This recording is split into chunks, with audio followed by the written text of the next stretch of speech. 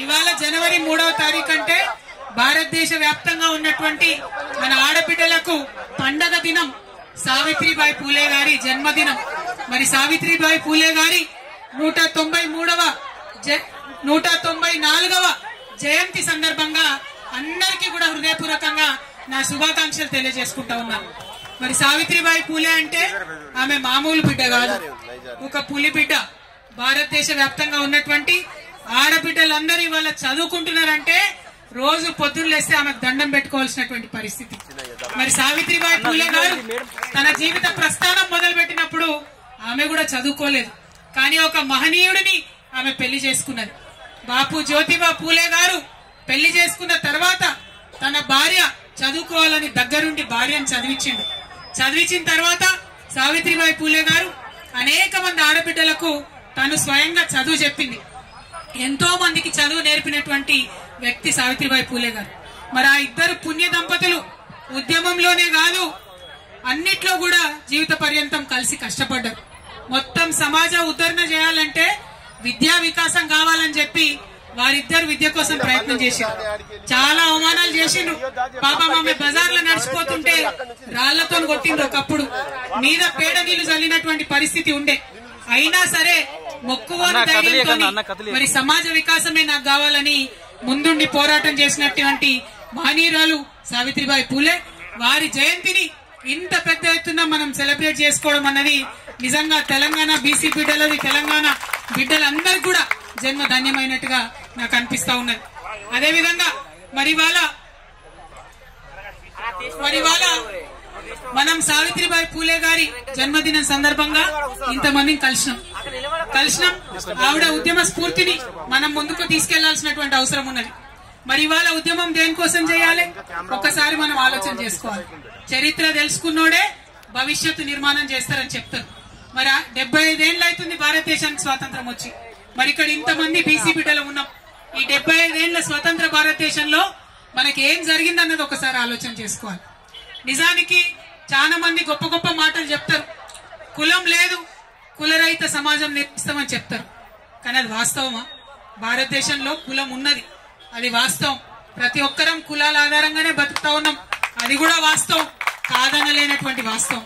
అయితే భారతదేశ రాజ్యాంగం రాసినటువంటి పెద్ద మనుషులందరూ కూడా కులం వాస్తవం కాబట్టే కులం ఆధారంగా కొన్ని రక్షణలు కల్పించినారు. చాలా సంతోషకరం. ఎస్సీలలో ఉన్న కులాలకు, ఎస్టీలలో ఉన్న కులాలకు భారతదేశ రాజ్యాంగంలో కొన్ని రక్షణలు కల్పించినారు. నిజంగా ఆ బాబాసాహెబ్ అంబేద్కర్ కు భారతదేశ ప్రజలందరూ కూడా చేతులెత్తి మొక్కాలి. లేకపోతే ఎస్సీ ఎస్టీలకు ఇంతవరకు కూడా ఎటువంటి ఫలాలు కూడా దక్కకపోతుండే. కానీ బాధాకరమైన విషయం ఏంటంటే అదే సందర్భంలో బీసీలలో ఉన్నటువంటి కులాలన్నిటికీ కూడా రాజ్యాంగంలో చేర్చి రక్షణ కల్పించుంటే బాగుండేది. కానీ అది జరగలేదు.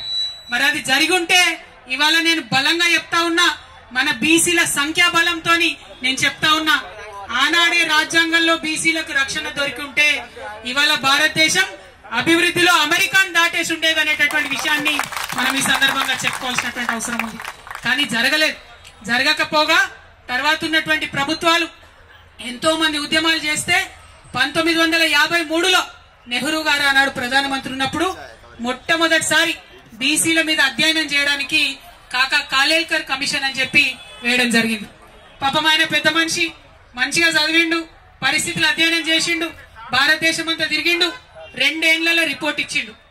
అయితే నెహ్రూ గారు ఏం చేసిండంటే ఆనాడు, నువ్వు రిపోర్ట్ ఇచ్చినావు కరెక్టే, 2399 కులాలు ఉన్నాయి బీసీలల్లా అని చెప్తున్నావు కరెక్టే, అందులో 837 కులాలు ఎంబీసీ కులాలు మోస్ట్ బ్యాక్వర్డ్ ఉన్నాయని చెప్తున్నావు కరెక్టే.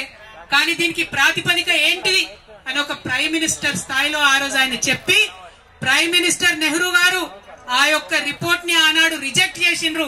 ఇది చరిత్ర కాదనలేనటువంటి వాస్తవం అని సందర్భంగా మనందరం కూడా గుర్తు చేసుకోవాలి. మరి ఇక్కడ ఒక ప్రశ్న నేను కాంగ్రెస్ వాళ్ళని అడుగుతా ఉన్నా. నెహ్రూ గారే కమిషన్ వేసిరి, 2 ఏళ్లు ఆ కమిషన్ నెహ్రూ గారి కిందనే పనిచేసే. మరి ఏ ప్రాతిపదికన పనిచేసిందో ప్రధానమంత్రి గారికి తెలియలేదంటే, ఆ 2 ఏళ్లు రివ్యూ చేయలేదంటే మరి ఇది కాంగ్రెస్ పార్టీ బీసీలో చేసిన ద్రోహం కాదా అని చెప్పి నేను ఇవాళ ప్రశ్నిస్తున్నా. ఇవాళ ఇక్కడ మనం ఆలోచన చేసుకోవాలి.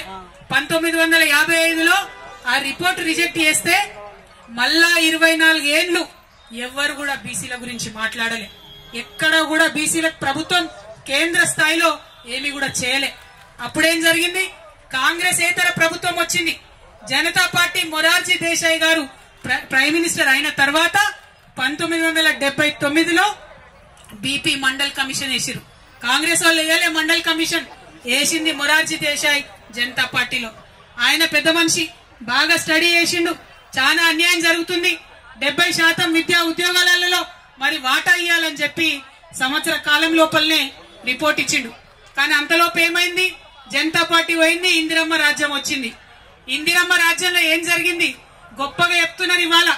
ఇందిరమ్మ రాజ్యంలో ఏం జరిగిందంటే మండల్ కమిషన్ రిపోర్ట్ తీసి 10 ఏళ్లు బీర్వాల పెట్టి భద్రంగా తాళం వేసిండ్రు.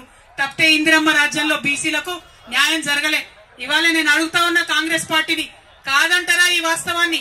1980లో మండల్ కమిషన్ రిపోర్ట్ ఇస్తే మళ్ళా కాంగ్రెస్ ఏతర ప్రధానమంత్రి విపి సింగ్ 10 ఏళ్ల తర్వాత వచ్చేంత వరకు కూడా బీసీల గురించి కాంగ్రెస్ పార్టీ మాట్లాడిన పాపాన పోలేదు. ఇవాళ బాగా నోరు పెట్టుకొని మాట్లాడుతున్నారు. మేమందరం బీసీలం ఇందిరా పార్క్ దగ్గర 2 ముచ్చట్లు మాట్లాడుకుంటామంటే నిన్న రాత్రి 9 దాకా పర్మిషన్ ఇవ్వకుండా ఇబ్బంది పెట్టి, ఇక మీకు ఇప్పుడే బీసీలు గుర్తొచ్చిరా అంటారు. చెప్తాం మీ చరిత్ర కూడా చెప్తాం. మీరు 10 ఏళ్లు భద్రంగా బీర్వాల పెట్టి తాళం పెట్టిరు మండల్ కమిషన్ రిపోర్ట్. మళ్ళా కాంగ్రెస్ ఏతర ప్రధానమంత్రి వచ్చినప్పుడే, విపి సింగ్ గారు వచ్చినప్పుడే దానికి న్యాయం జరిగింది. ఆయన అమలు చేసిండు పాపం మండల్ కమిషన్ రిపోర్ట్ ని. అమలు చేస్తే ఇక గొప్పగా మాట్లాడే భారతీయ జనతా పార్టీ నాయకులు విపి సింగ్ గారికి ఆనాడు సపోర్ట్ విత్డ్రా చేసుకున్నారు.